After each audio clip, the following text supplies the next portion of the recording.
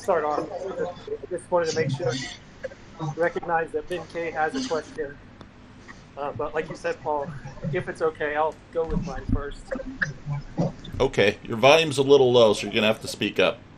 Okay. Yeah, I'm in a tough spot, so I'll try. Can you hear me okay? Yep, I hear you fine. Okay. Got this big preamble and then a short question afterwards. So I watched your video yesterday on racism and really appreciate it. It helped me. So my church is currently starting a small group book study that's co-written by a lead pastor and a church planter in the Wesleyan Church denomination. It's called Multiethnic Conversations. Mm-hmm.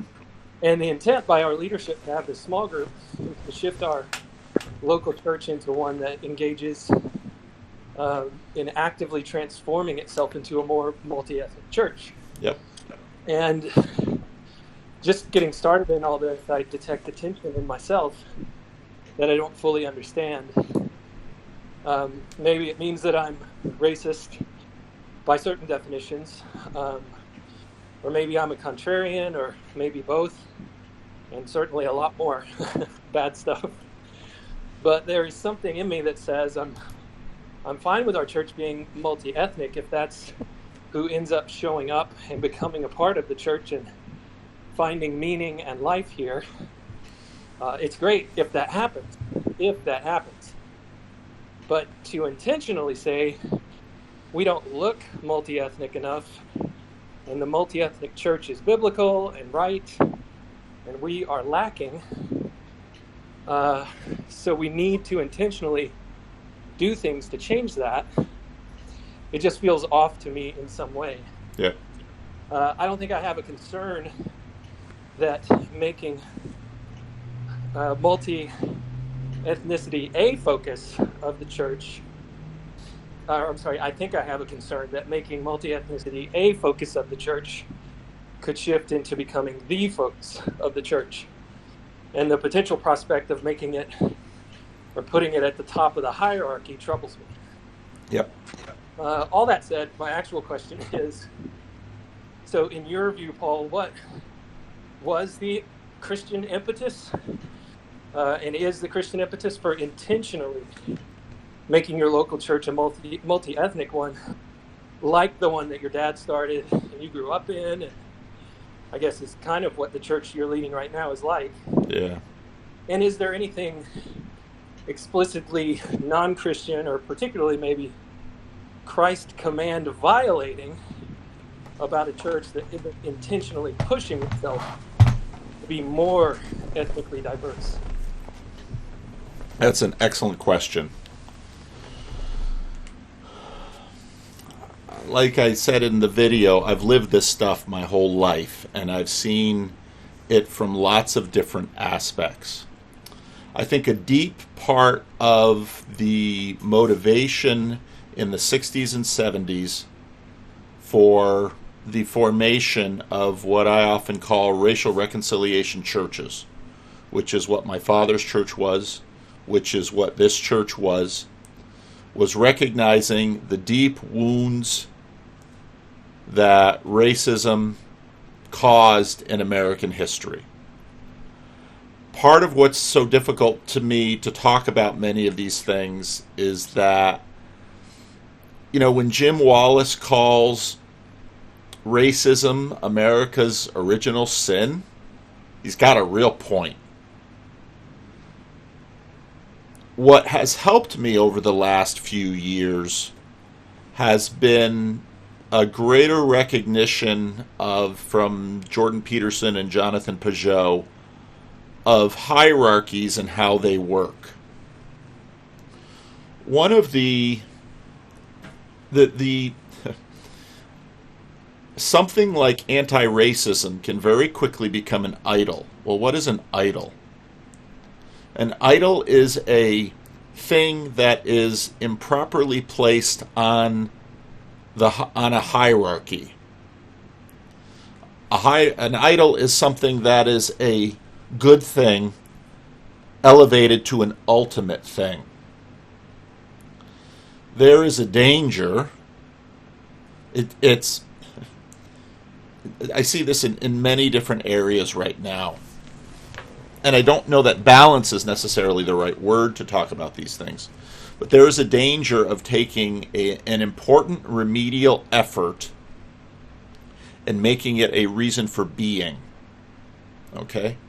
And it is one of the best articulations of this that you'll appreciate, Jeff, is C.S. Lewis's comment about equality. Equality is good medicine and bad food. And in a sense, those words really capture the way that something can become an idol. So, given what the American zeitgeist was working through after the Second World War, in terms of coming to terms with the forms of racism in the North and the South in the United States, it stands to reason that these racial reconciliation churches were a vital element for the overall body of Christ to learn things. That being said, there was always an aspect in which the desire of churches to become multi-ethnic can have its own deformity. Because, in a sense, what you're telling people is, we want you to come to this church so that you can do something for us. Well, that in and of itself isn't a bad thing. But, I'm preaching this Sunday and working through the core of the Sermon on the Mount, which is Jesus' commentary on the three core expressions of Jewish piety, which were giving alms to the poor, prayer, and fasting. And in each of those three, Jesus levels the warning. And we've talked about this in past question and answer sessions. Jesus levels the warning. Be careful not to do this before men. Well, what does he mean by before men or before other people? Well, the heart of that, because just earlier in the Sermon on the Mount, he said, your salt has to be salty. You are a city on the hill. You are the light of the world. Well, obviously, there's an aspect of demonstration in those. And now it seems like the next chapter, Jesus is saying, don't do this in front of people. So motivation is important.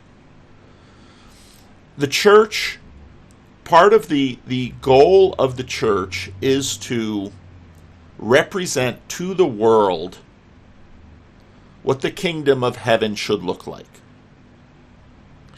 The difficulty we have, and this is where figuring out how hierarchies work, is that in any form of human expression or any form of human embodiment, hierarchies will be manifest.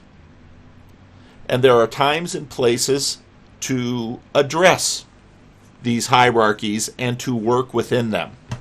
The video I did about whether or not it's city mayors and police and National Guard troops should kneel to protesters, bow with protesters. So Benjamin Boyce, given his story, seems fairly reactive to this. My take on this is that there are times and places, and the wise figure out when and how.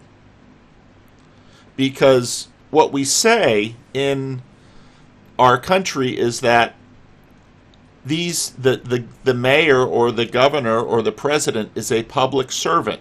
Servants bow. And I think, again, Jonathan Pageau in his video about the protests really got a lot of this right. Because we have to figure out when and where. So I think it is a fine goal for churches to say, we want to be the kind of place where race is not an obstacle. I think that's absolutely appropriate. Churches, however, are embedded within very thick cultures. One of the, I joke sometimes about what a bad pastor I am because my church is so small. And there's some truth to that, but some of it is a joke, and some of it is sort of a little bit of a troll. Because what Living Stones, and this is almost always true of strengths and liabilities, Living Stones' strength is its diversity, and Living Stone's liability is its diversity. If you go to a megachurch, one of the things that they have managed to do is modulate their expression sort of like a radio station. And they have grown in excellence and perfection in music, in style, in message.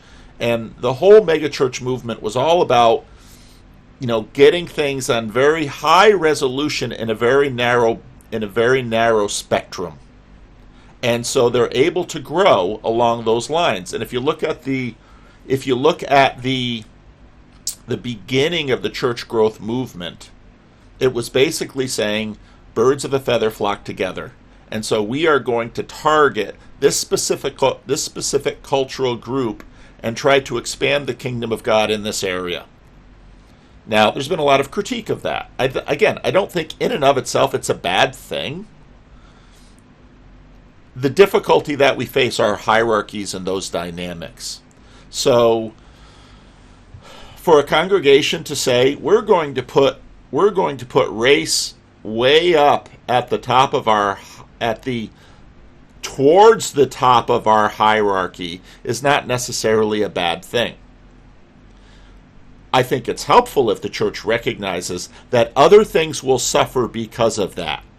Because in your limited instantiation, you are bound by the limitations of human time and space. And so if you're going to prioritize racial diversity, there are other elements of the kingdom that you are basically pushing down the hierarchy. And you can't help but do that. Now, key to this is understanding why, and I really, when I second listened to Jordan Peterson's first thing on the biblical series and some of his other things where he talked about the fact that in our government, the God is not the king, or the God is not the president. And we have this instantiated. No man is above the law. We put the law at the top of the hierarchy. The law is immaterial. There's a reason in Christianity why the third commandment says you may not represent God with anything within the creation. That is utter and absolute revelation and genius. Because what it shows is that you can take any good thing. You can make reconciliation between the sexes the thing about your church. You can make racial reconciliation the thing about your church. We can say that it should be the case that in no church will race be an obstacle for participation in the kingdom of God or the kingdom of heaven. And that's an absolutely right thing for every church to do.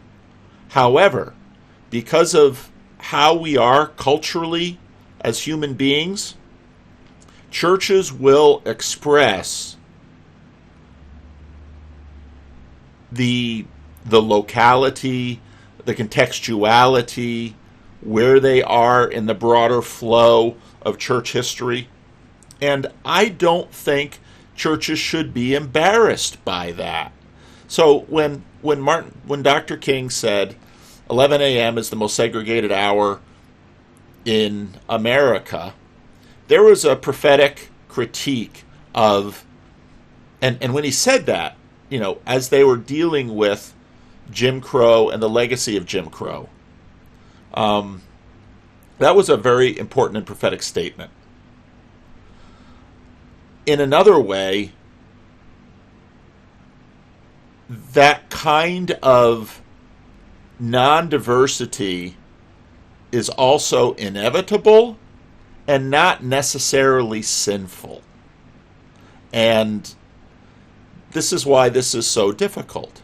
And one of the things that I was noting is that Benjamin Boyce keeps saying in his podcast and his conversations, the God of, depending on what term we're using, the God of critical theory is a very is a very jealous God, and that's right, because what's happening right now is that these certain issues are overheating everything, and they're getting out of balance.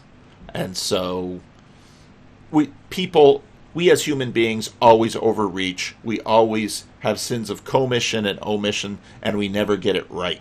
So as we go through things, we'll have to figure out how to get it right. And something as stable and as important as a real human community, there will always be element of protest within it that hopefully will help us continue to up the resolution, refine the calibration, and get better at expressing what God's kingdom should be in the here and the now that we are called to be faithful within. So that would be my answer to that question. Thanks, Paul. Ben, I can ask your question for you unless you wanted. Is it all right if I ask a question? I have a bit of a follow-up to that. Okay. Our CRC denomination has recently sort of excommunicated Kinnism, and what you said sounds really similar to sort of the arguments against that. I was wondering if, do you think there's going to be an excommunication of wokeism at some point in the future once things have calmed down? Or I actually, a couple of years ago, I thought about writing an overture to address some of these things. I'm glad I didn't then, because I've learned a lot since then. I think it was right for the denomination to denounce Kinnism, and I think it would be right for the denomination to, if we're going to use these words, to declare critical race theory a heresy because of a variety of the elements of it that I have talked about before. Now, here's the difficulty. I think we can learn a lot about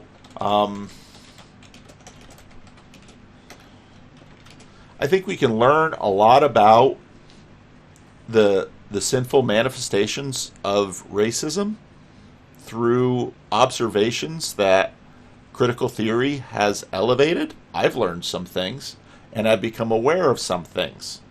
There are other elements, and every heresy has every truly powerful heresy has elements of truth in it. And so what the church wants to do is, again, continue to refine, get to higher resolution, recalibrate, and pull these things up to the top. And in a sense, a lot of that is happening now. And as is so often the case, the only way we do this is when we have a conflict. And so we have to learn how to have productive conflicts and not bloody conflicts, and how we can then, as we go through time, make our conflicts more and more profitable. Burn Power sent me a video that he had done recently, he had a video about Dark Ages, which I found a very interesting video, because he made the observation, piggybacking on a scholar, that what a dark age is, and for those of you who play Civilization, you can have some fun with that. What a dark age is a loss of memory. And I think America has always been a rather amnesiac culture. Some cultures are too fixed on their history. Other cultures are too amnesiac. American culture is too amnesiac, generally speaking. And so when I'm looking at what's going on right now, part of the bitter harvest we are receiving right now is a legacy of the intended reforms in education that have been pushed through in the last 10, 15, 20 years.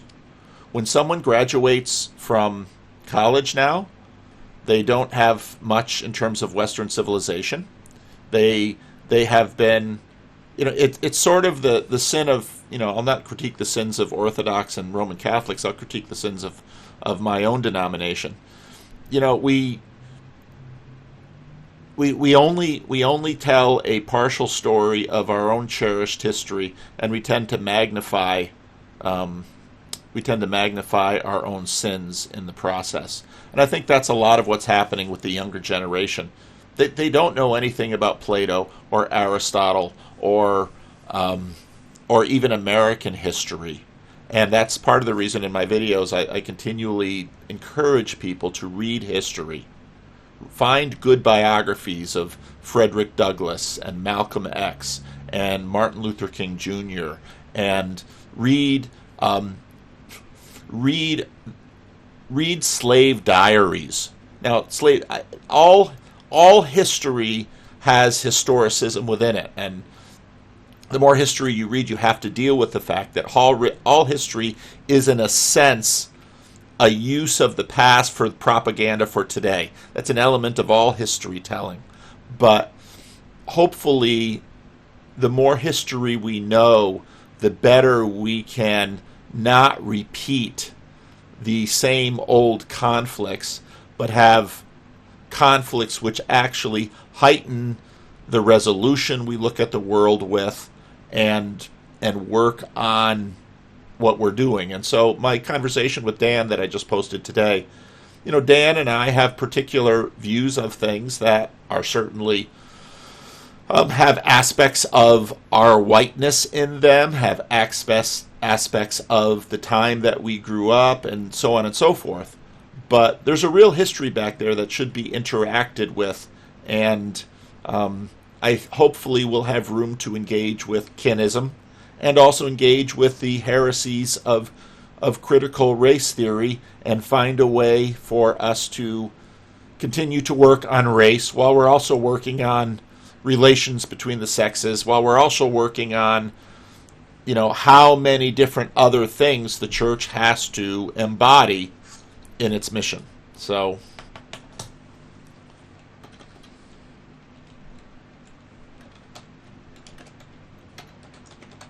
does that answer your question?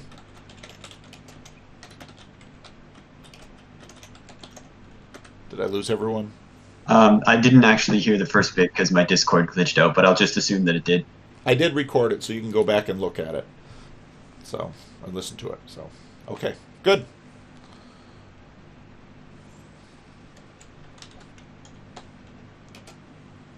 I have to step away from the mic, Paul. Okay. So, thank you very much. Yep. So, well, did anybody in the voice chat have a question for Paul?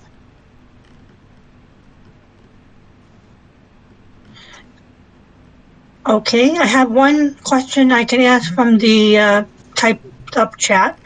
I have a question that may or may not be able. It's from Spartan Theology. I have a question and may or may not be able to join the call. I have been talking with an atheist who's pretty interested in Christian theology, and they are looking into Jesus and Paul's connection to the Essenes. Do you have any thoughts on this? I looked up what that word was, and it's a sect of Jewish sect between the Second Temple period that flourished. Oh, the Essenes. Okay. Yeah. Good. Yeah. New Testament scholarship. Paul's connections to the Essenes. I haven't read or studied this at all. There's a lot of... So the Essenes were So I've often talked about the first century culture war. And when you've got a culture around something, the menu options about that thing are not hard to predict. So the part of the main issue is the Roman occupation, increased impact of Hellenism in Jewish life and Jewish culture. One approach to that is accommodate. And so the puppet state, the puppet monarchy of the Herods was part of that. So they accommodate to the Roman way of life, and they accommodate to Hellenistic culture. One way to respond or react to Hellenism and the Roman occupation would be as the Zealots, which is the only good Roman soldier is a dead Roman soldier, and so you try to knife them and kill them. So there's an item on the menu.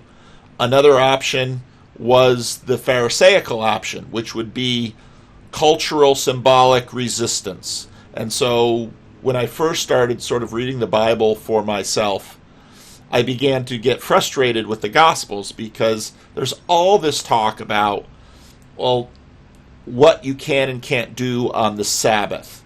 And what's their obsession with this?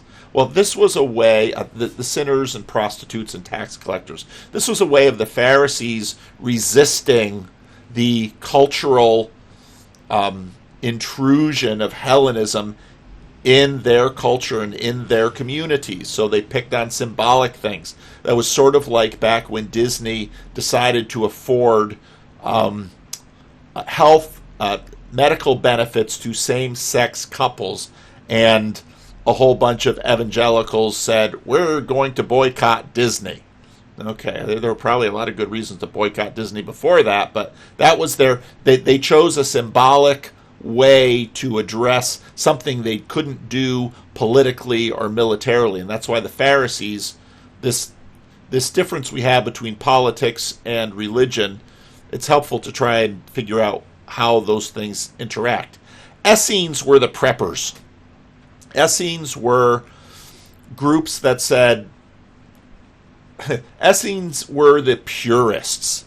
Any participation in urban or in lifestyle in towns or cities occupied by the Romans is, Essenes would say Jewish silence is violence, okay? And so they headed out to the caves, and they prayed, and they fasted, and they copied scriptures, and they did all of this stuff.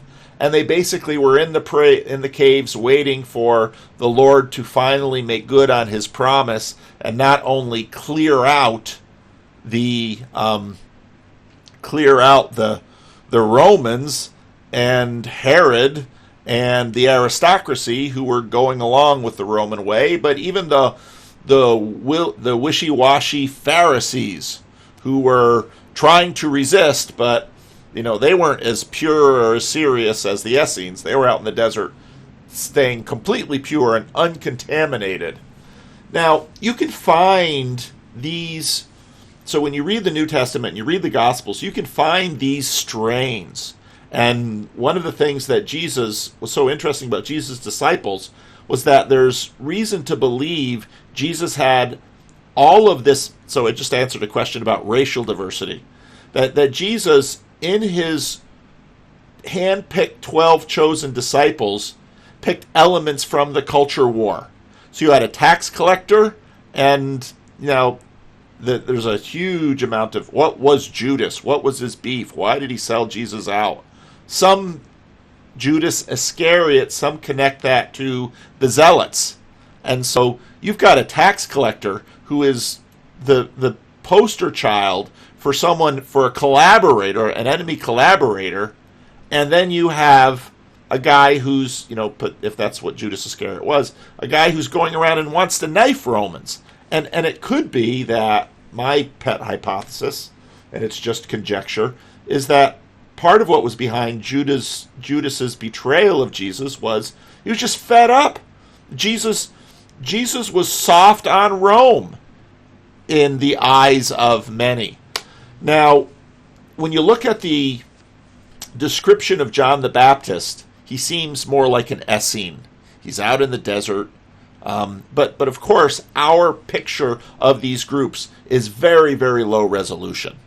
And just from what we know of human nature, there had to be layers within layers and factions within factions of these groups. And Monty Python gets at this a little bit with Life of Brian, and you had all these little groups that didn't get along together because they're putting something at the top of the hierarchy that, you collect taxes for the Romans. There's no worse person than someone who does that. On and on and on and on. Now, Paul, my assumption of Paul is that he's much closer to the party of the Pharisees, partly because Paul is a diaspora Jew. Now, Paul is a diaspora Jew, and so Paul is well acquainted with life in the diaspora Roman Empire. And so it's interesting, though, some of the psychological and sociological interplays between different groups on this score, because it's how does a Jewish household living in a place like Tarsus in the Roman Empire, how do they respond? How do they maintain their Jewish identity in the midst of a deeply Hellenistic world? Well, why is it that Hasidic Jews live in New York City? Well, and how do they maintain themselves? Sometimes when you're close to something like that, you're more reactive to it. And so, in some ways, all of those basic menu options get played out in different ways in different places. And so it's very interesting in the book of Acts where the conflict arises between the widows who are from the region of Jerusalem and the Galilee and Judea, and the widows that settled there from the diaspora. Because one of the things that we know about, if you read the Gospels, you can see that people are always coming. Judea was a fairly poor place, and the temple was a big source of income, which is part of the reason that the money changers and everything was a big deal. And so people who were highly religious, highly Jewish, they would, when they got older, they would want to settle back into Jerusalem so they could be close to the temple and not always have to do all that traveling. So in Jerusalem, apparently, and in the area of Jerusalem, there were widows who were from the region and widows who had resettled from the diaspora Jewish community in the Roman Empire. And the Jewish community, some scholars think, was possibly 10% of the Roman Empire. So it was a significant minority. Now, the conflict that is talked about in Acts 6 seems to be between the diaspora Jews, many of whom have Greek names, and the local Jews.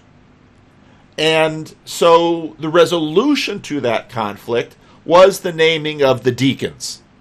And the deacons were to care for the diaspora widows. And then when that conflict, which probably was present in the overall Jewish community at the time, when that conflict kind of explodes and there's a crackdown on Christians, the only group that seems to get cracked down on are the diaspora Christian Jews living in Jerusalem, because the deacons flee Jerusalem, but the apostles stay put. Well, what does that say? The apostles were from the Galilean Judean elements of the population, and the conflict wasn't happening with them. And so then we see the peak of that with the stoning of Stephen. Stephen is a diaspora Jew. Paul, is a diaspora Jew. And so I don't know anything about this movement to tie Paul to the Essenes.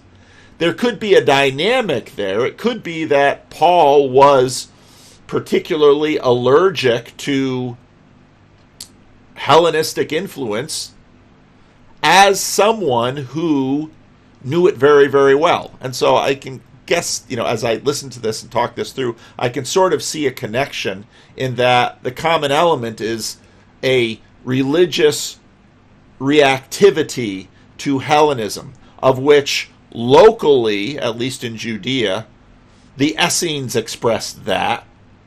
Paul could have expressed that in different ways as a Hellenistic Jew.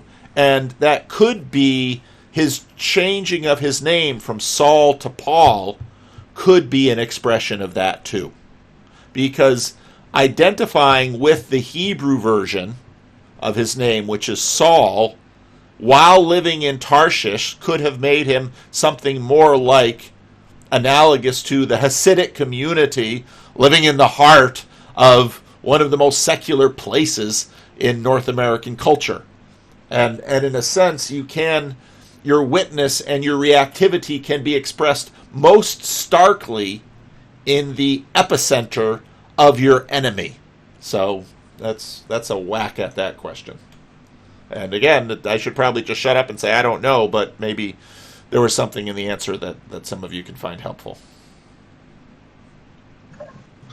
That's good, thank you. Does anybody else have a question from the voice chat?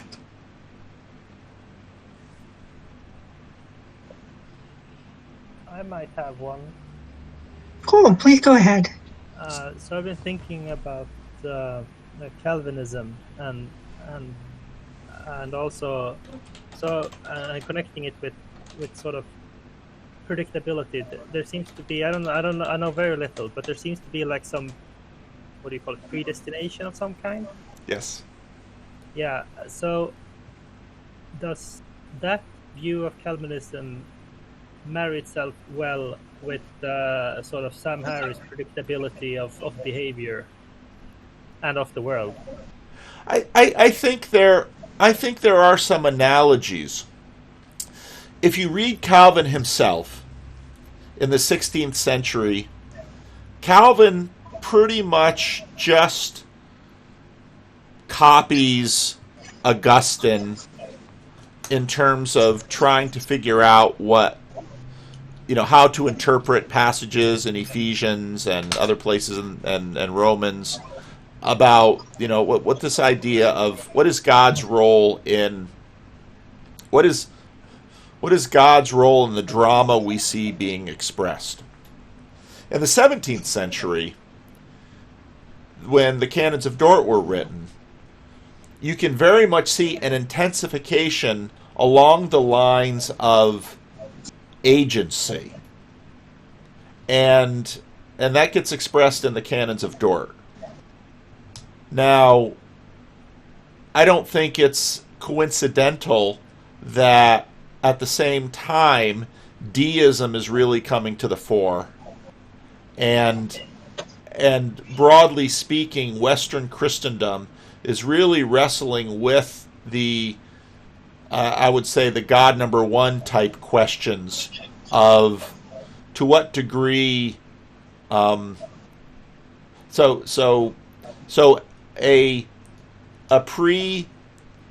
pre-deism Christian would look at the reliability of nature and say that's God's faithfulness. After deism, we tended to see impersonal mechanism. That's a subtle psychological shift. Calvinism, I think, in some ways tries to account for that, and that's part of the reason some of those issues got ratcheted up the hierarchy. And so in some ways, and when I made a video about Sam Harris, some people said, boy, your Sam Harris's determinism and Calvinist determinism seem to sort of be, there's a resonance between those two. And I think that's a fair observation. And I think it's an observation that comes out of the area of philosophical wrestling that they're doing with these questions. Recently not too long ago, Tim Keller had a conversation on YouTube with, I don't remember who the guy was. I've got it on my blog in a bunch of different places. And he was asked about, because the one thing that always shoots to the top of the hierarchy with Calvinism is divine election. You know, we have all these jokes. CRC people are the frozen chosen. What does a Christian Reformed, what does a person in the Christian Reformed Church say after they fall down a flight of stairs? Shoo! Glad I got that over with.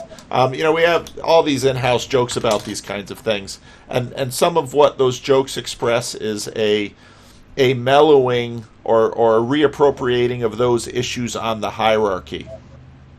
And I think using hierarchies to try to process various truths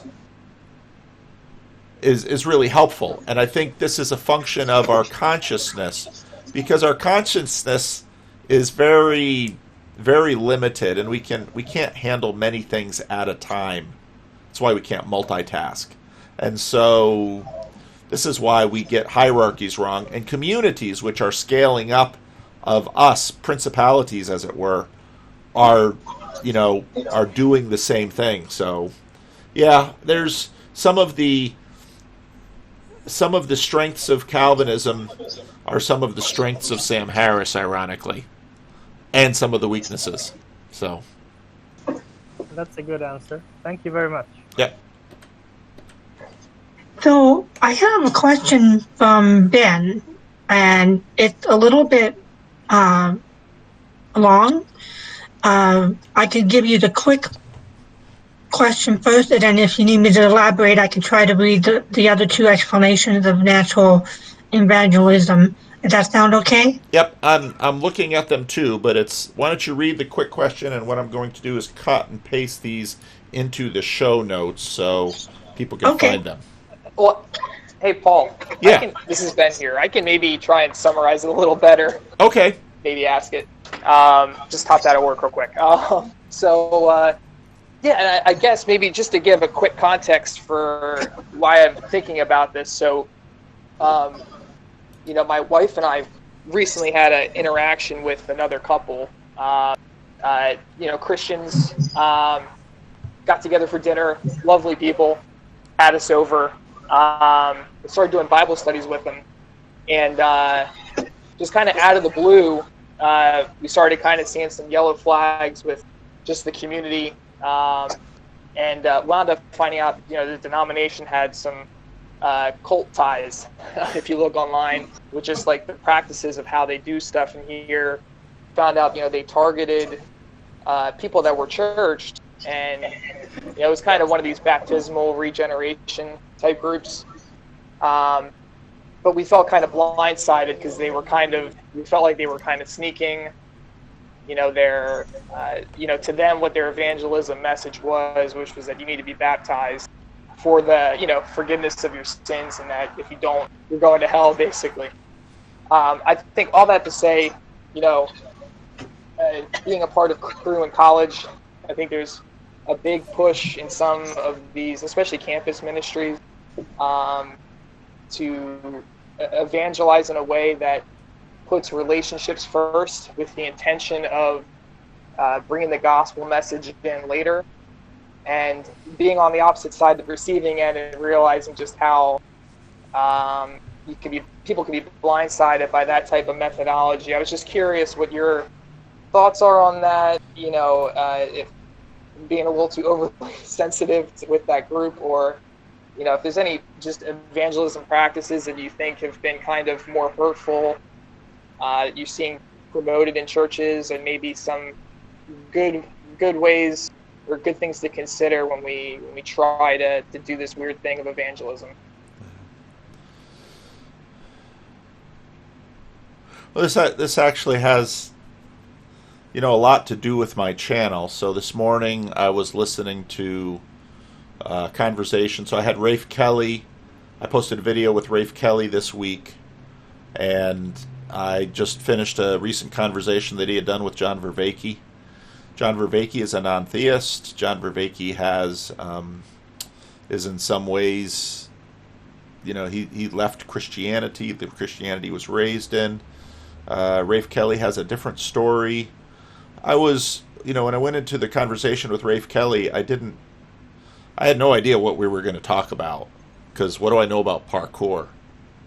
And part of the reason I am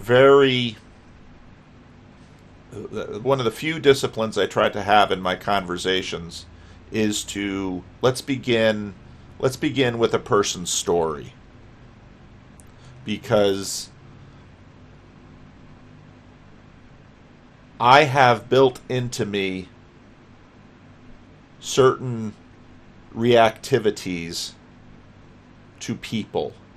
They're built into the principalities I participate in. They're built into me by my story. I mean, in many ways, this is the heart of the racism video that I made this week, too. Those reactivities are there for good reasons, but they can be counterproductive to evangelism. As I said earlier here, using hierarchies as a tool to try to understand the interplay of competing and legitimate truths is helpful. So what is evangelism? The Christian church has for a long time struggled with who's in and who's out.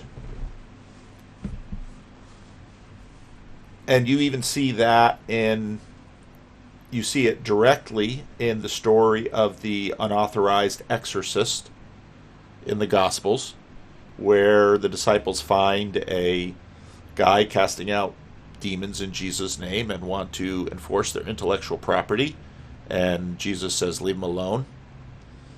You see it in the New Testament with all of the conflict. I mean, people always say, well, we want our church to be like the New Testament church, and I kind of roll my eyes, because how closely have you read that New Testament?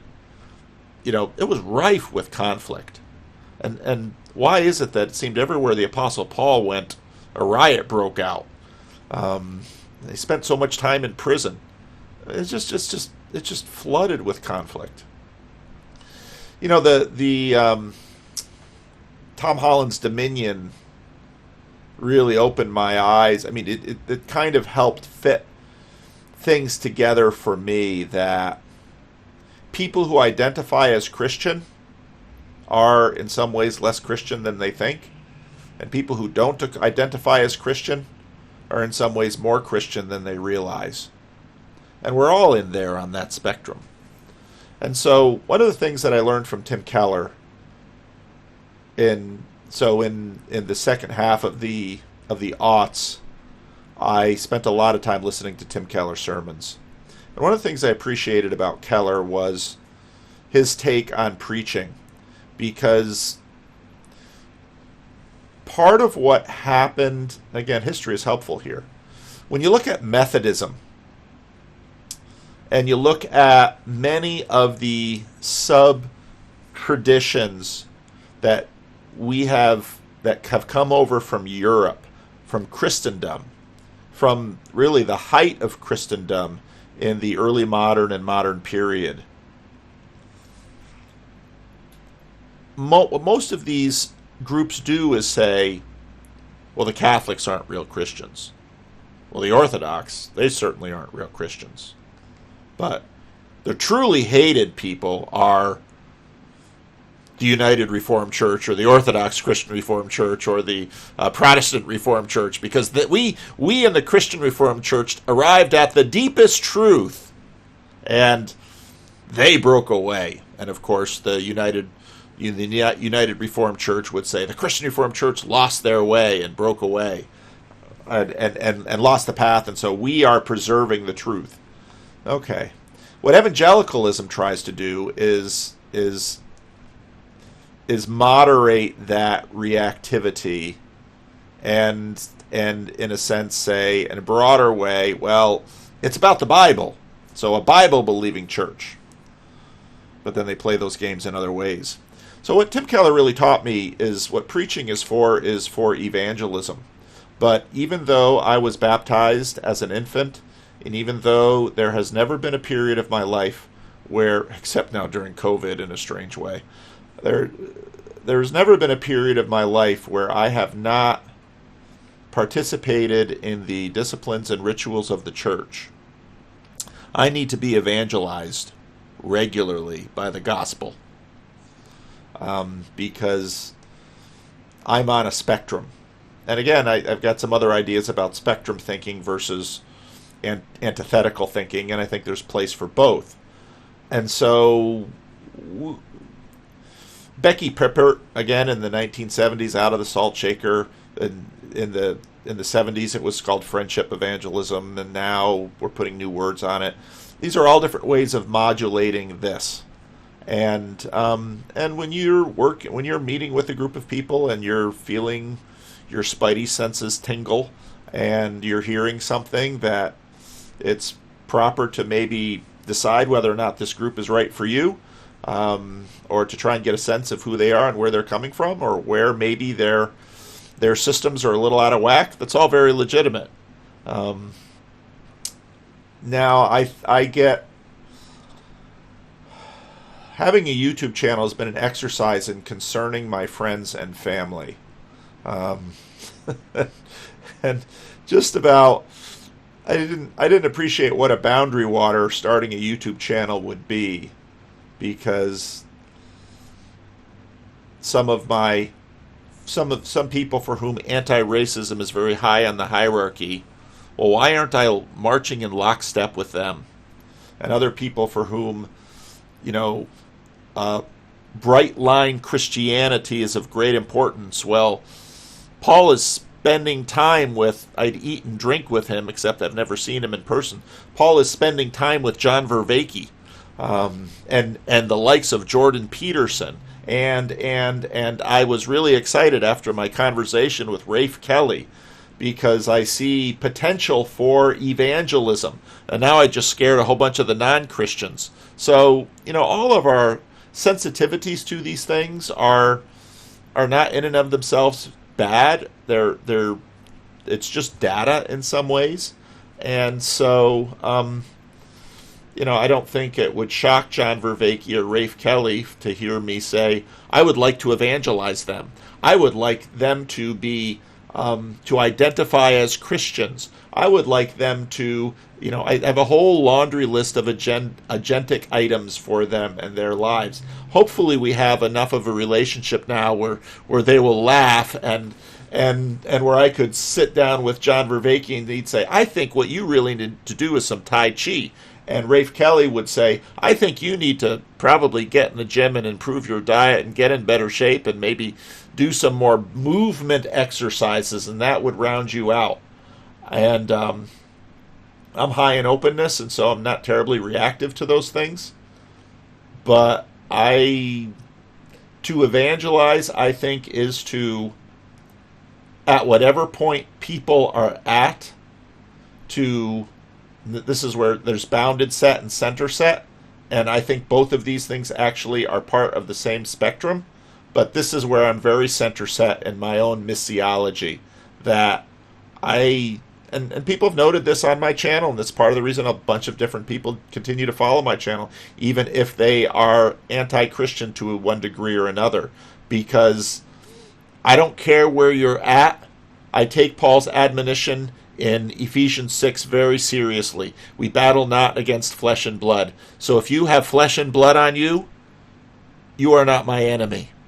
And I'm not going to make you so. And I am not in charge. This is where some of my Calvinism kicks in. It's not my place to colonize them and make them like me, even though I try. That's up to God, finally. But I will love them. And when I think about the best that I want for my friends, I want them to love Jesus, because I think Jesus is God. And so I want them to love Jesus, and I want them to live with him, and I want them to live with me. And that's what I want for my friends. And so that both makes me very exclusive, because that's how I feel about Jesus, but it also makes me very inclusive, because I'm not going to see this other person as an enemy. And I think, again, we see that in Jesus all the time. Jesus offended those who were in the first century culture war because he wasn't reactive enough to the contaminations of Hellenism. He was too open for some. And for others, just read the Sermon on the Mount. Whoa, he's way too into purity. Yep. He's far more into purity than I dare to be. And he's far more open than I dare to be. He's far more all of that. He's both, and that's part of his godness, that Jesus can actually manage that level, and I'm always cutting short on different layers of balance. So I don't know if that answers your question directly, but I hope it's helpful. Very Thank helpful. you. Thanks. Thank you very much, Paul. We have a question in the chat. For those who are more new, if your mic is not working, you can put a question in the questions for TBK chat, and we'll try to get to it as soon as we can. And then, so we have Gomer Day, who has a question for you. He says, I've been listening to Jonathan Pageau about angels, demons, and principalities, and I have a difficult time understanding what they are and able to articulate to others about it. So what are angels, demons, and principalities? And is there a different explanation from the Orthodox Christian and the Protestant? Thank you for your time. I don't know if there's a different explanation from... I'm on this same journey too, and so my second talk with Jonathan Pageau, we talked about this stuff, and I was a little confused by him. But now, in time, I think I've sort of figured out, and over the last year or so, my thinking about this has changed. Not really changed, but deepened. And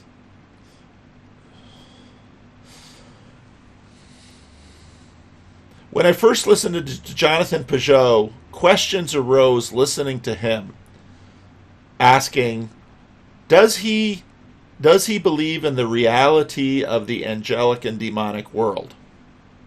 And after listening to some more, I thought, yes, he does. But then how to understand the kinds of things he was saying about it? I was struggling with that.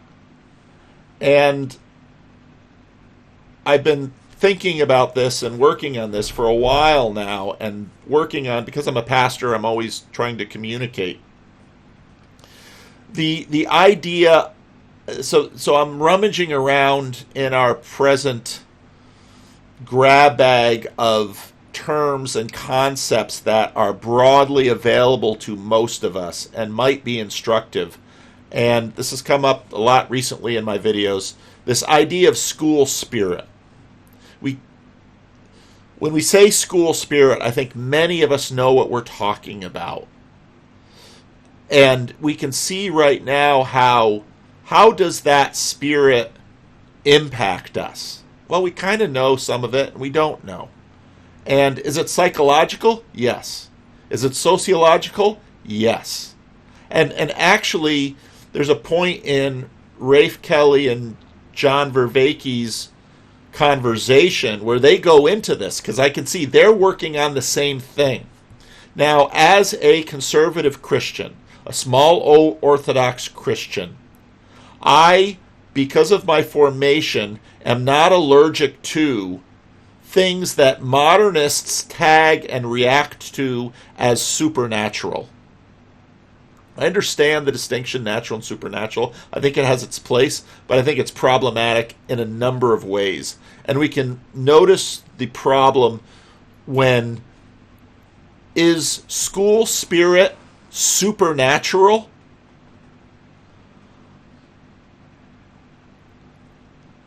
The word spirit has not been driven from our language because we simply don't have another category for it.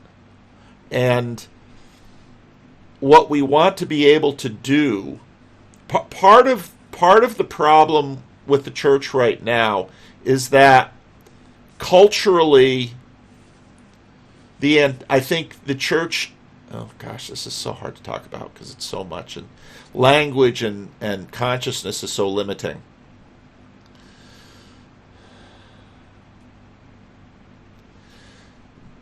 The church, those in church and outside of church, increasingly don't have enough common language to really understand what each other are saying and doing.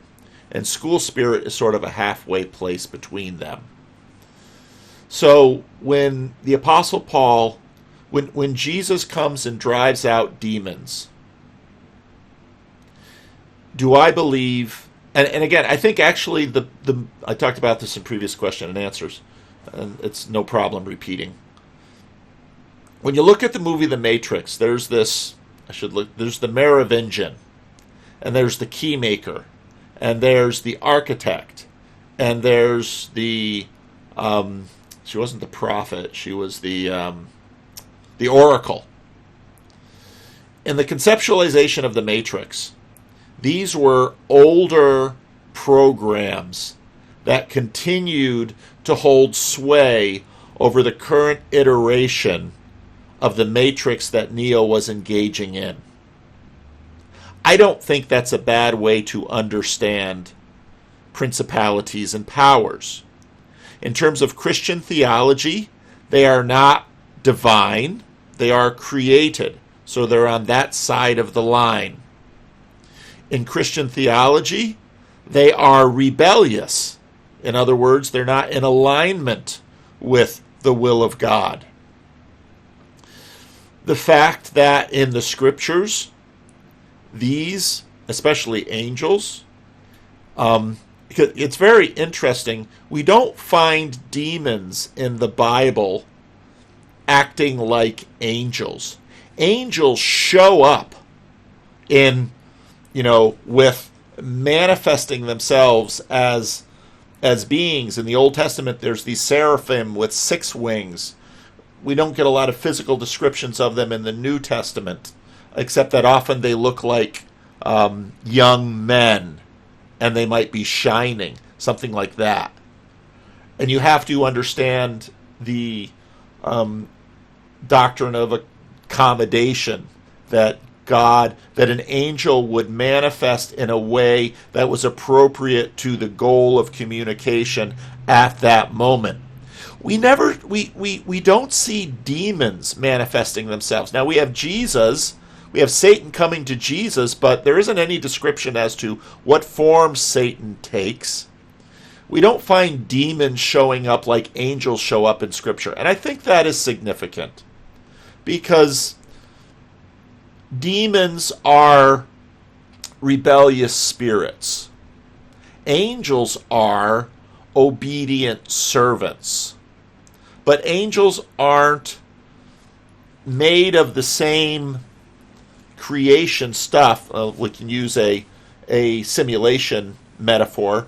Angels perhaps aren't on the same server we are, on the same game server we are. But God can, send them into the program. And the Bible seems to say that there are far older programs at work amongst us. And demons, these rebellious spirits, often try to work through us. Another interesting book to read on this is obviously C.S. Lewis's Screwtape Letters, where C.S. Lewis plays with these ideas. So, angels and demons are spirits. I don't think it's difficult for us to understand how, here's something kind of crazy that I've been thinking about lately, and again, this is all speculative, and what I'm doing on these recorded sessions, these aren't firm, fixed, almost nothing I put on YouTube is firm, fixed thinking. I'm in process. But human beings create spirits. And those spirits continue to seem to live in a way that is immaterial. What is the definition of a ghost? The definition of a ghost seems to be a human-created spirit that continues to dwell in an immaterial, but yet not disconnected to a material realm. Ghosts are perhaps in some ways human spirits that are stuck. So one of the favorite places my wife and I like to take little weekend trips down to is the Del Coronado in San Diego. And that's a haunted hotel. And if you search Del Coronado ghosts, there's some crazy stuff there. And when you stay there, there's actually kind of a haunted tour you can go on. And Christians are always sort of, well, what do we do with this? What do we do with this? And I think all the prohibitions given to Christians from the Old and New Testament are absolutely important, where this is not something we are to dabble in. And so practices that are dabbling in them, these things aren't to be played with because we don't understand them. But ghosts have been around, and pretty much universal in human experience. How can we understand a ghost? A ghost is, I think, in some ways, when there was a time before McClatchy High School in Sacramento was there. Before McClatchy High School came into being, there was no such thing as C.K. McClatchy school spirit. Once C.K. McClatchy came into being, it was created by human beings. The naming, the architecture, the history, the landscape, the history of Sacramento, the history of the United States, the pre-European colonization history, all of those things go into C.K. McClatchy's spirit to one degree of intensity or another. Every student that has gone through C.K. McClatchy High School has impacted that school spiritually to one degree or another. Some students have impacted it tremendously, others not so much. Some principals tremendously. In a sense, there is a spirit of C.K. McClatchy High School that governs, shapes, molds, but is also formed by human beings. And I think perhaps that's the right way to think about the spiritual world. And to think about angels and demons, these, again, I can use completely orthodox language to describe what I just said. That these are spirits created by God. Now, C.K. McClatchy High School, that school spirit is created by God. But see, now this is where we get into, this is where modernistic Christianity starts getting tripped up because its categories aren't terribly useful. And deism starting to horn in. But these are, and again, I think the Matrix movie has kind of an interesting way into this. These are old programs that still have a role, but are not disconnected from these things. So maybe, I don't know. Like my videos, I don't mind repeat questions because when they're formulated in a different time and space, I learn more. And that's why I do this. I learn more as I give these answers. So this has been really good for me. So thank you. I hope that helps. Thank you, Paul. Do we have a question from the voice chat now? Yep.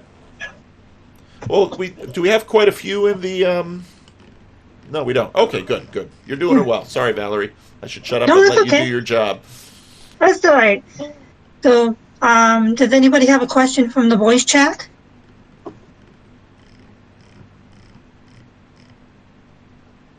And we don't have to go the whole 2 hours. Part of me in doing this is, how much appetite is there for this? And it's helpful for me, because for me this is another way to get feedback from my videos. And one of the things that you learn as a minister is getting good feedback is really hard. We do have a question. Oh, go ahead. I do have a question, but it's kind of a difficult question. I've been wondering if I should ask it. Paul. Go for it. Let's go pre-COVID, all right? Okay. Let's say we were still in those days when COVID was just a vague rumor we heard something about in China. You've said numerous times on your videos that, well, you're a pastor for a small dying church. And I've wondered, like, what do you think? Could there be something that could make your church not be a small dying church? Is there anything that could be done, or as far as you can tell, or is it just kind of a lost case? I don't think it's a lost case. Dying, I'm a Christian. Dead people come back from the grave. One of the things I'm working on right now is I see one of the things that my church needs to do right now is figure out what to do with what God has done through my YouTube channel. And so in the next few weeks, I'll be creating a Living Stones app, and I'm trying to find a giving vendor that works internationally. And I've always kept my church channel and my personal channel separate because I think that's important. And some people have wanted to support my personal channel, and they've done that through Patreon or and other ways, and I think that's totally appropriate. And so I keep that separate. But the church YouTube channel has grown to about 900 subscribers, which has been interesting. And there was some interest on my adult Sunday school class and of the sermons, and I think that's appropriate too. And during COVID, we've had more and more people participating in small group ministries on Zoom and online, and that's been good.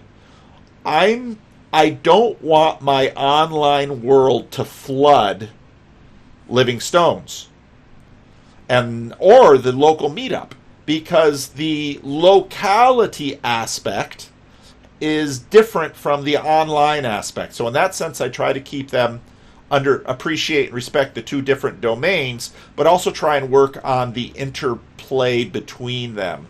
So because the majority of my income comes from Living Stones, and so I try to figure out how to not shortchange them with all the interest in me from the internet.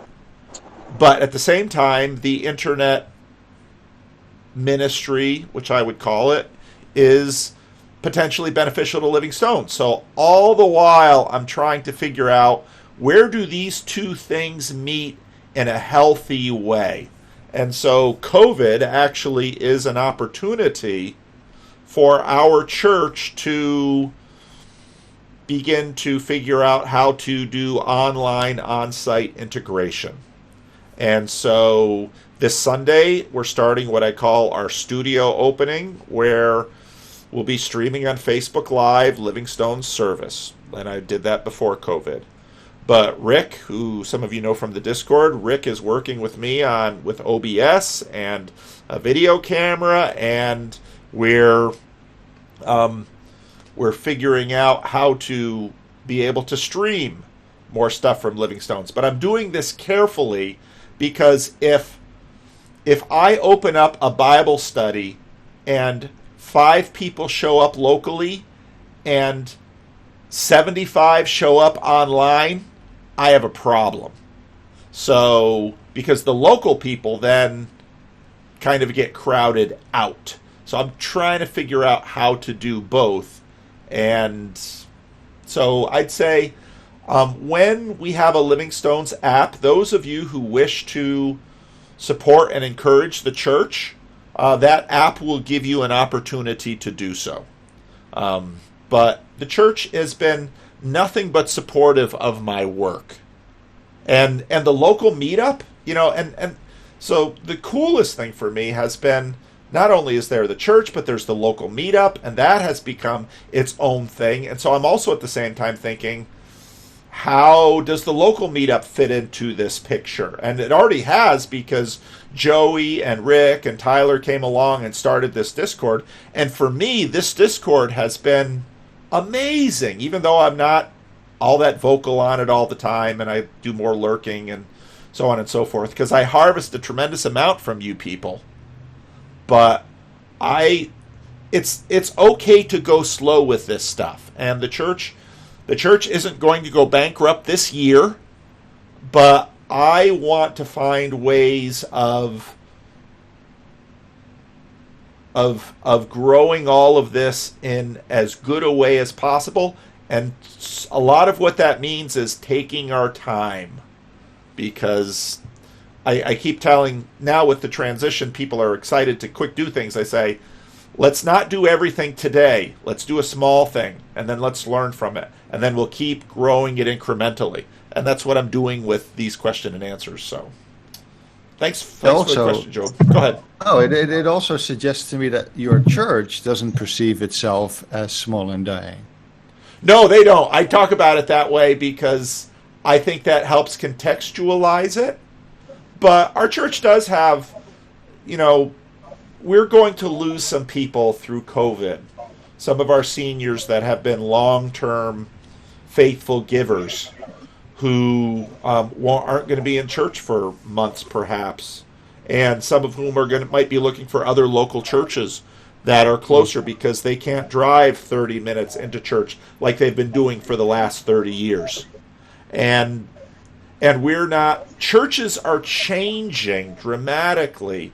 And this middle-sized church, which we kind of are, we're a small church of 50 people pre-COVID who gather on Sunday, who have a full-time minister. I'm really expensive.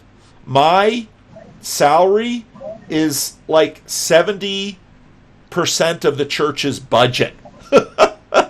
Because and the church doesn't have a problem with that, because they want me doing this job. And the church feels enormously validated by this online following. And this church has always been extremely generous with my time. They say, Paul, we support you, we pay you, you're our minister, we have expectations on you for our care and for our local ministry here, but this church is property not of us as individuals, but of God's kingdom. And so if our church can have a far broader impact via the internet, praise God. Let's support that. That's our ministry. And the church has been great with that. And so that's what we're doing. Thanks, Paul. Gives me a better idea. Thank you. Paul, it's Guy here.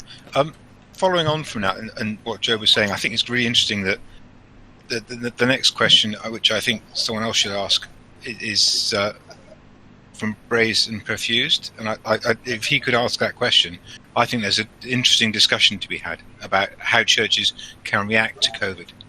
Oh, okay. Okay, he doesn't want to sit. I'm going to read his question if that's all right for him. He said the internet tends to create monopolies, particularly for information-based products.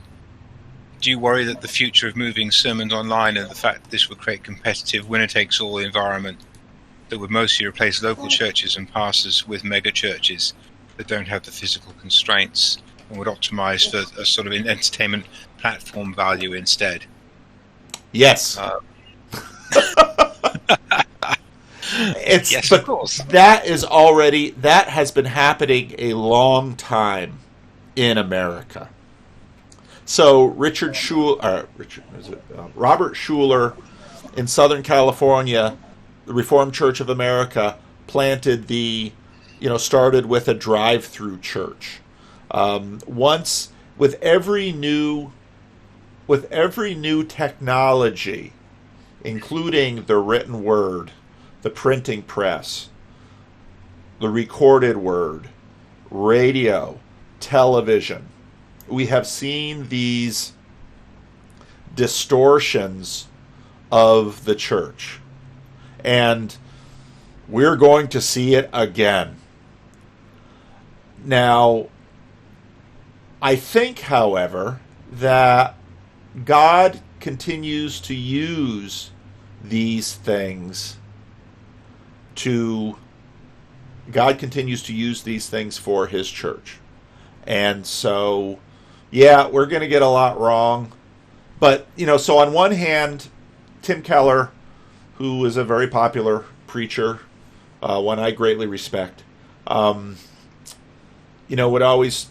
want to put his sermons online because he was afraid people wouldn't come to the local church. That was a legitimate concern.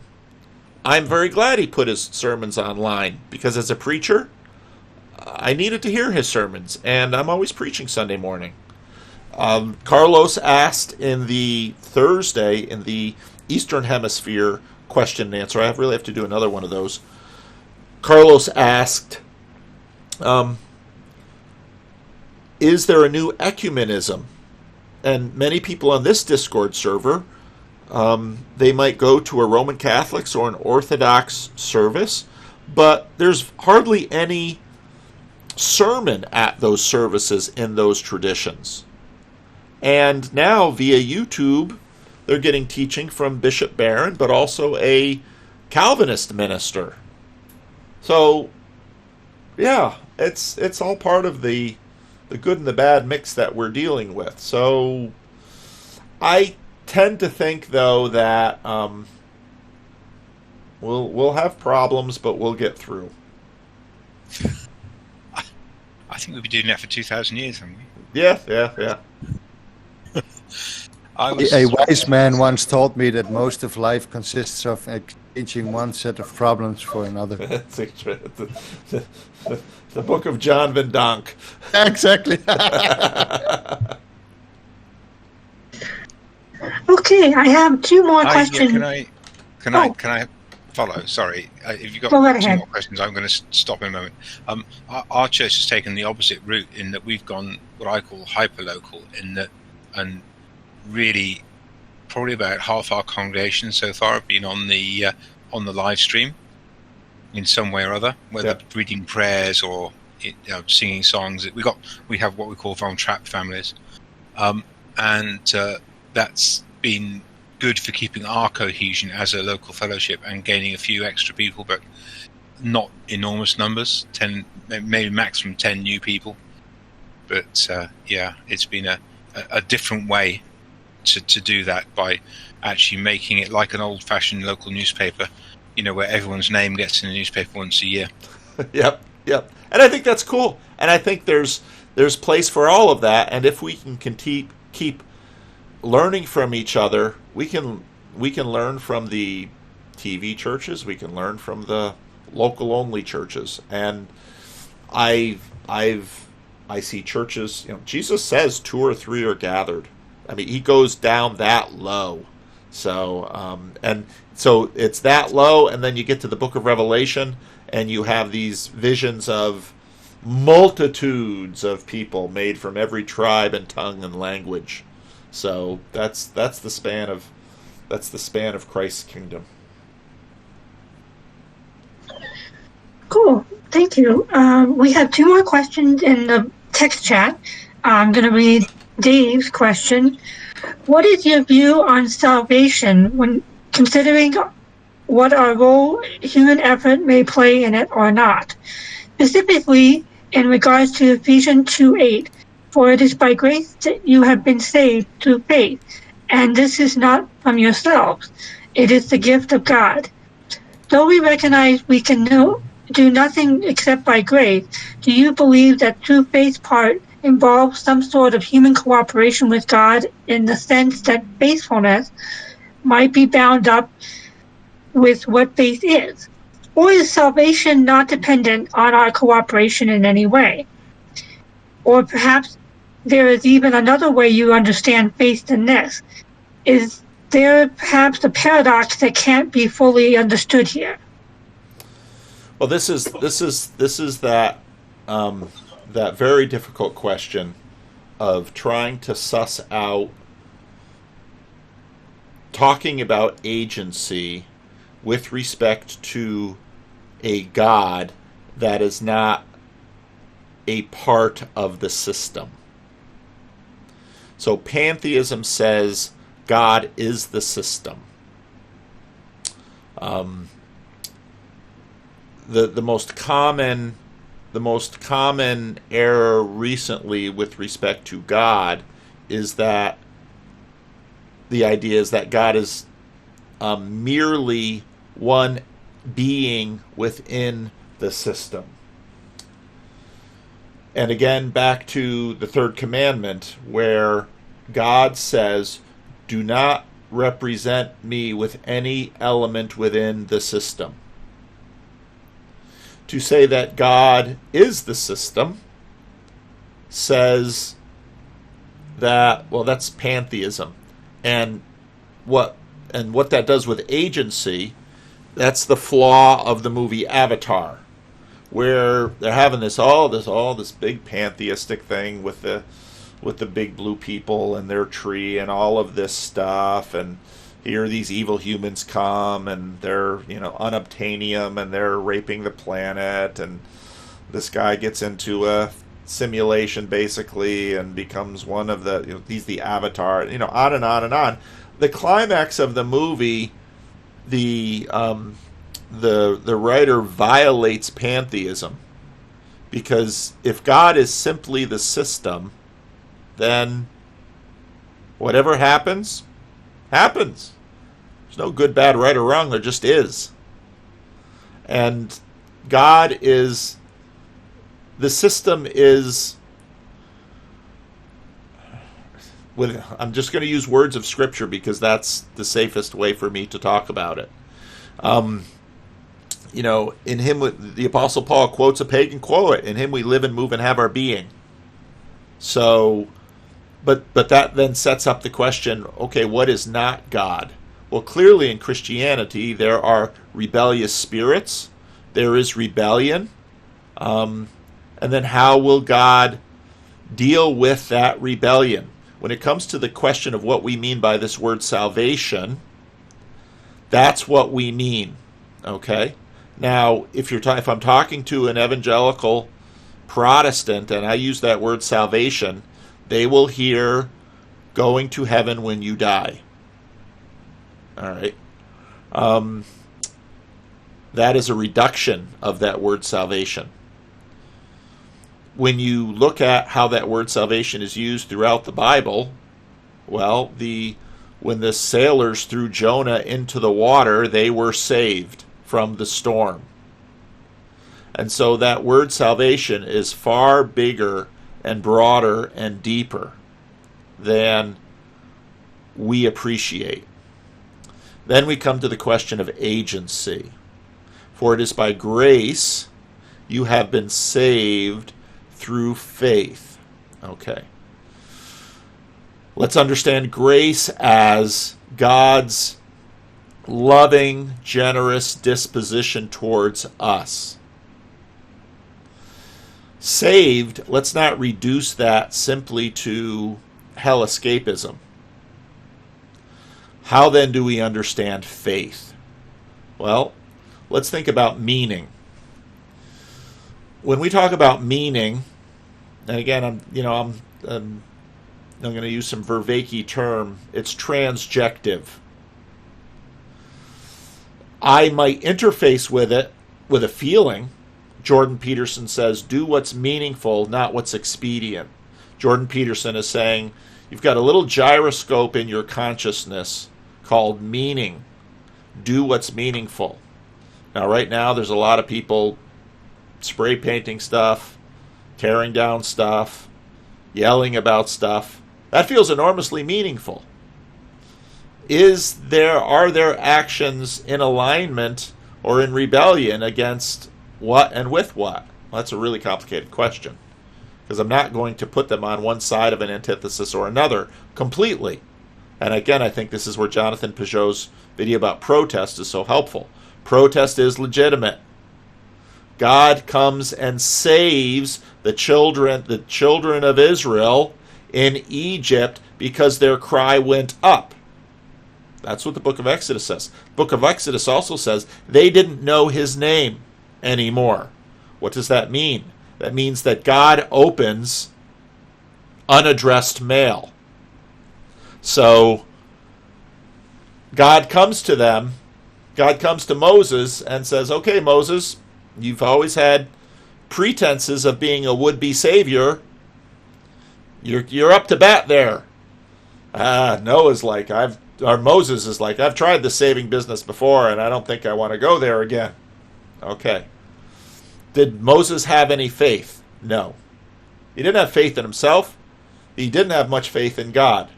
Was Israel saved through faith? Okay. Moses went along. God hardened Pharaoh's heart. The children of Israel were motivated, but inconsistently so. What faith does role play? How can we have language that talks about the role God played in Moses' heart, in Pharaoh's heart, and the hearts of the people of Israel? We're doing the best we can with this language to try and map out models for what is happening. And then responses to it, like Calvinism or Arminianism, are also models trying to get this mapping right, trying to up the resolution. So there have been times in my life when I have been faithless, and that faithlessness is rightly called sin. And that sin and my faithlessness have sent me down roads in my life of pain, but I have seen again and again that God has used even my rebellion to turn it to my good. Romans 8, all things must work together. And we see God doing that again and again and again. But the question of agency and faith, now again, faith, like meaning, faith feels, well, I feel faith. Well, that's good. But does that feeling faith exhaust what we're talking about when we use the word faith? No. Christianity, certain branches of it, like Calvinism, have long talked about faith as a gift. And we see that in the Bible.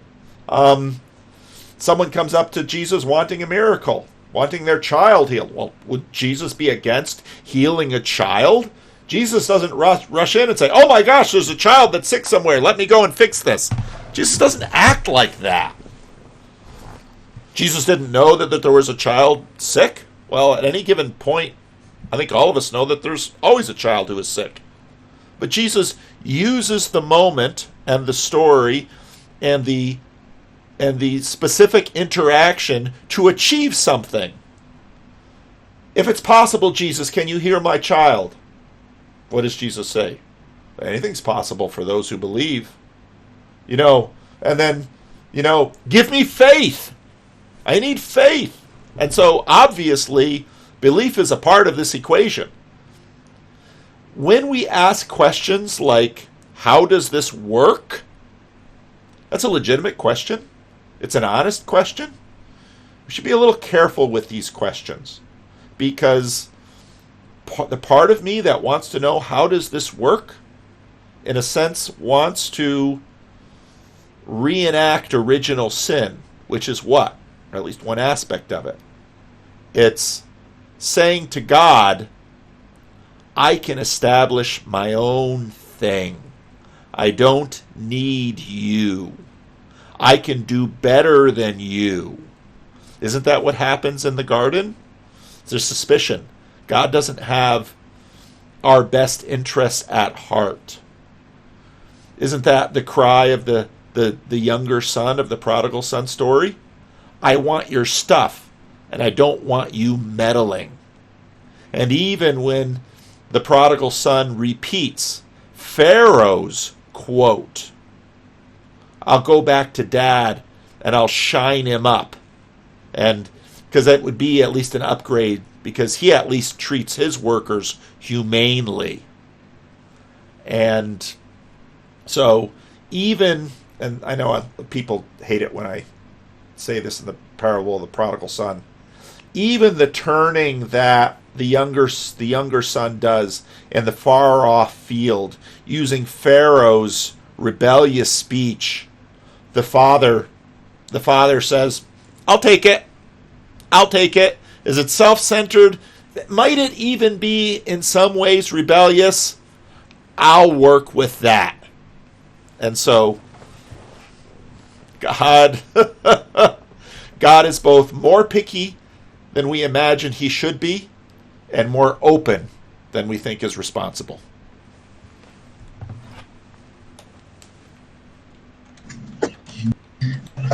That was really well said. Thank you. Why don't we open it up for a question from the voice chat? Does anybody have a question for Paul?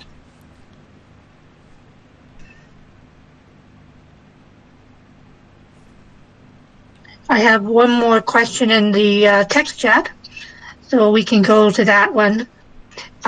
Indy says, I have always had a problem with the overwhelming support of the death penalty by the Christian community. Am I mistaken that John 8 covers the way God views this after the New Covenant, as well as in many more red letter verses? Good question. It's always important to recognize that our vision has been mediated by agentic beings who, in the case of American media, probably any media in the world, have a political agenda.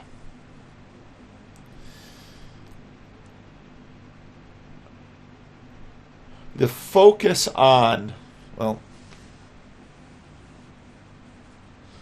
the idea that the support for the death penalty by Christians is overwhelming is, I think, overstated. The mainline churches in the middle of the 20th century, or they weren't called mainline without a reason. When you look at the Presbyterian, the PCUSA, Presbyterian Church of America, the United Methodist Church, the size the Episcopal Church used to be, various Baptist the Northern Baptist denominations. These were enormous groups, and people who identify as Christians in American society vote Democrat and Republican about 50-50.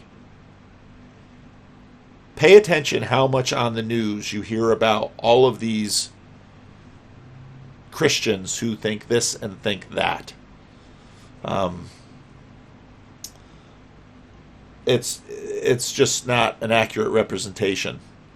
Christians have, for a very long time, had issues with the death penalty. Why? Well, a capital sentence was executed on the founder of that religion. Capital punishment has been around for as long as we've had human civilization. Now, these questions, like so many of the hot-button politicized questions, are dumbed down and made shallow for political purposes. Abortion is another great thing. What the abortion fight is really about is legal collaboration of doctors. You never hear it framed that way. Capital punishment is, I think, a similar issue where because of the nature of certain of the elements of it, I think it gets confused. Is it more humane for the state to take someone's life or to put them in a box for 50 years? These are hard questions. What was I watching last? I was watching some TV, and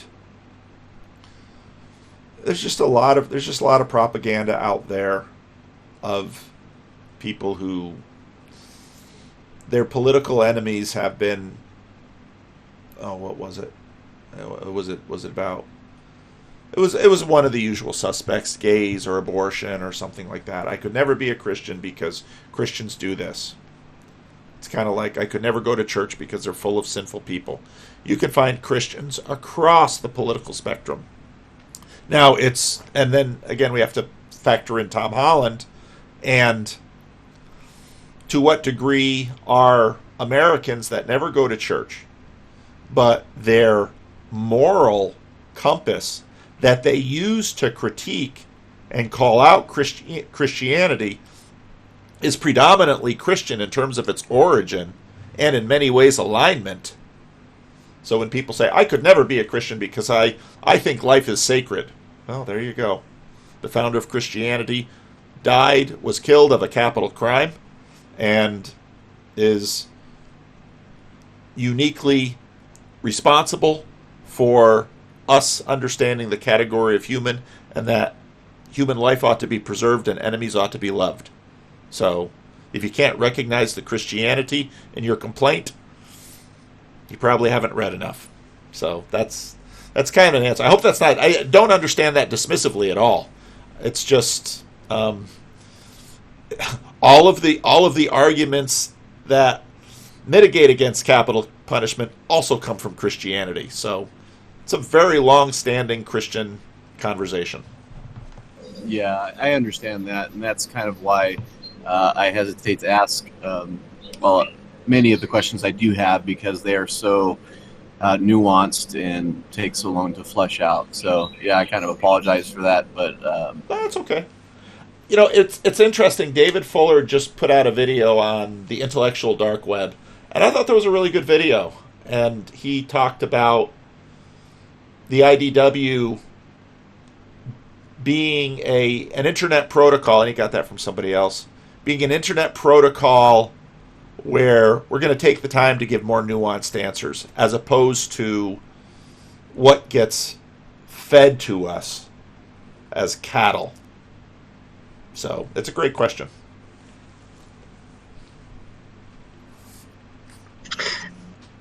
We might have one time for one more question from the voice chat. Would anybody like to ask Paul a question?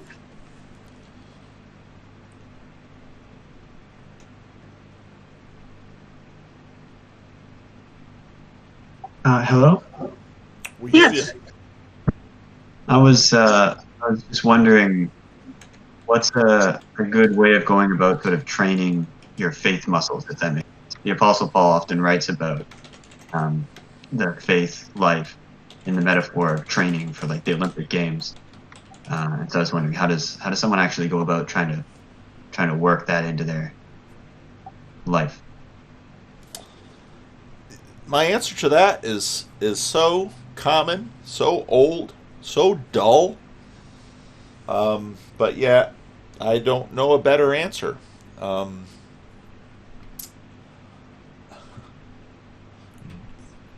Go to church and start being the church. Why? So my friend Warren Mills, who I met through this, and who's from Australia, wrote this book about the Golden Rule. And one of the things I really like about the book is that you build your faith muscles by trying to love.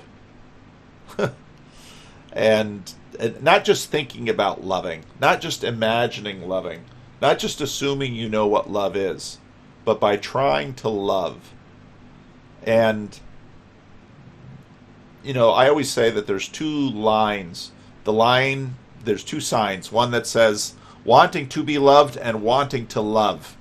And there's a huge line behind wanting to be loved. Everybody, Freddie Mercury, find me somebody to love, but what he's really wanting is to be loved. Because there's no shortage of people that want to be loved. And so figure out how to love the people that you share an apartment with or a home with. And what the church is a place to try to go and figure out how to love people. And many of those people at church are difficult to love. And they're sinners, and they have flaws and problems. And so try to start loving people. The sermon this week I'm dealing again with the Sermon on the Mount. And it's interesting where Jesus says, don't give money. Don't let your left hand know what your right hand... Give money, but don't let your left hand know what your right hand is doing. Pray, but pray in secret. The third thing, fast, and that's about dealing with our desires, our appetites, but fast in secret. And so, I've been thinking actually a lot about this because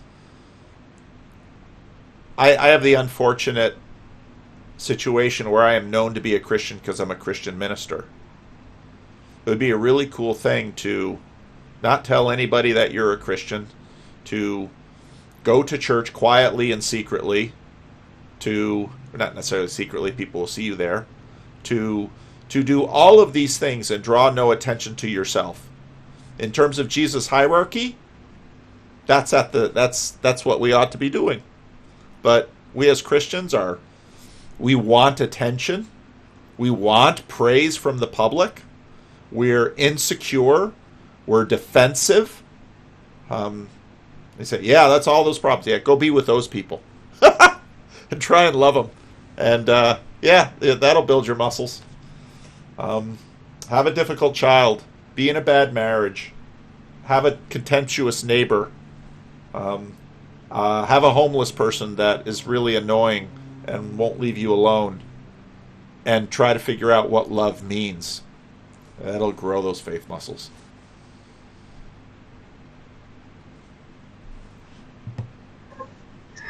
Well said. There is one more question if you want to tackle it, or we could call it. No, we've got a few minutes yet. Okay. So Alexander asks, how does that do in secret jive with the spreading of the gospel? Yeah, I got asked that question, and I'm wrestling with that in the sermon. And I've got my sermon. I've got the rough draft. I'm recording video with this.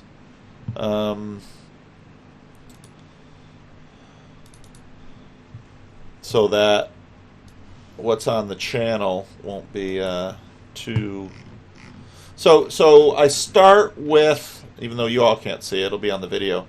I start with the Sermon on the Mount, and the Sermon on the Mount begins with these really strange Beatitudes. Because if you look at the Beatitudes in the Psalms and you read Jesus' Beatitudes, it's like, this is different. A Psalm Beatitude would be, blessed are the righteous, for God will bless them. Very karmic. And Jesus says, blessed are the poor in spirit, for theirs is the kingdom of heaven. What, the poor in spirit? You mean the people who get crushed? The people who always pick the wrong church to go to, the pastors that have dramatically unsuccessful ministries, on and on and on. Blessed are the peacemakers, for, well, what happens to peacemakers? Peacemakers get shot at by both sides, for they will be called children of God. No, they're going to be called a pain in the neck, and they're going to be driven out of town. These are the strangest Beatitudes. And he starts there. And then he says, then the next thing he says is highly participatory. You are the salt of the earth. If you lose your saltiness, you have no use. And of course, salt can't be unsalty, chemically speaking. You are a city on the hill. City on the hill can't be hidden. You are the light of the world. It's of no use to put it under a bushel. So you say, well, this is total promotion. And so Christians hear that. It's like, okay, I'm going to be a city on the hill. I'm going to be a light to the world. Well, how am I going to do this? Well, then he goes into Jesus and the law. And it's very selective. And he talks about murder and anger and adultery and lust and divorce. And you read that and it's like, well, why divorce? Well, divorce, and I don't want to put guilt trips on anyone here, because marriage is really hard. And divorce sometimes is the better way. But divorce is a failure.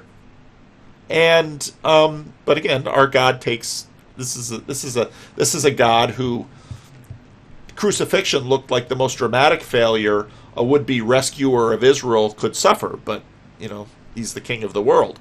So divorce, what is with a divorce? A divorce means that you can't get along with this one person productively for a long period of time. And it's not entirely up to you. It's potentially only 50% up to you. And so anger and murder, adultery, lust, divorce, oath-taking, It's a very public thing, and Jesus says, don't be standing on the corner making oaths. Retaliation, and then loving your enemy, and then he ends that section with this incredible thing. Be perfect the way your Father in heaven is perfect. And we hear that and we think, okay, I'm going to be morally pure. Okay, yes, please be morally pure, but do so quietly and do so in a way that nobody else recognizes. Well, try that. Try that level of purity. But then he connects that perfection with God causing the sun to shine on the just and the unjust, and God causing the rain to fall on the just and the unjust. In other words, God is generous with his enemies, which is something that in the middle of a culture war, both sides say, that's not affordable. But that's what God does. And Jesus says, okay, here's the law. Well, what does that mean? These are the things you should be famous for. You should be famous for not getting angry. You should be famous for not even lusting. You should be famous for not divorcing. You should be famous for not being defensive. You should be famous for not being retaliatory. You should be famous for loving your enemies. But when you do these things, and then he goes to the next part, and he says, when you do these things, don't let anybody know you're doing them. And the truth is, this whole call-out culture we have going right now, it's all exhibiting anger. There's something very non-Jesus about that. Now you might say, well, Jesus showed anger. Yes, he did. He showed anger in a variety of times and places. But was the anger? Well, it was in the clearing of the temple. Again, this is what's so hard about Jesus, is that he's so nuanced all the way down. But don't be famous for your anger. Don't be famous for your lust. Don't be famous for divorce. Don't be famous for being defensive, for retaliation, like Lamech in the Old Testament. Don't be famous be famous for loving your enemies. And so when the Amish set up a scholarship fund for the children of the guy who murdered that schoolhouse full of Amish girls, that's something to be famous for. But the Amish didn't publicize it, the press did. And so, so then what should I do? Well, he basically deals with the people around him. Well, you should give your money away. Well, why should I give my money away? Well, then your money doesn't have power over you. Well, if I give my money away and they name a university after me, is that what you're looking for? No.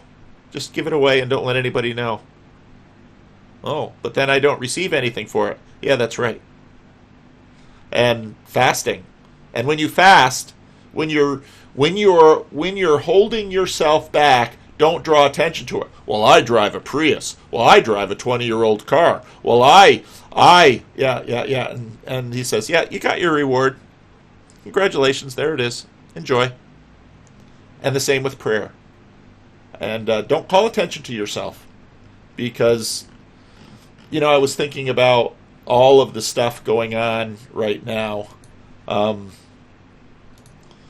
Your Father, we finally serve an audience of one. And this is who we are to, but here's the crazy thing about, again, this audience of one. This is God.